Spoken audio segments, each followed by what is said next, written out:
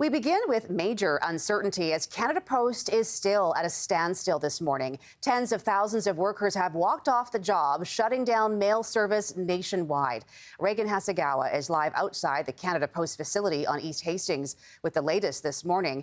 Good morning, Reagan. I can see the picket line is up in behind you there. What sparked this sudden strike?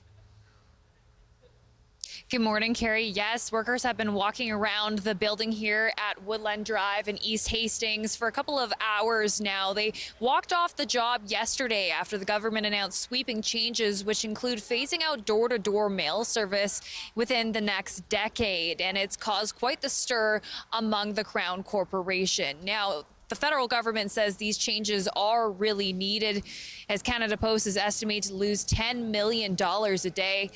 And among the changes is replacing most home delivery with community mailboxes, hiring more part-time weekend staff, and extending delivery times to as much as a week. Union leaders say they were blindsided and argue these cuts will hurt the most vulnerable. We've been servicing Canadians for 150 plus years. We want to keep it going. We're a service to the Canadian public, and to see the end of door-to-door delivery, there's a lot of relationships formed that way. We also, a lot of elderly people can't make it to community boxes. Canada Post confirms that mail and parcels will not be processed or delivered during the strike, though government assistance checks and live animal shipments will still go out. Reagan, do we have a sense of how long this disruption could last?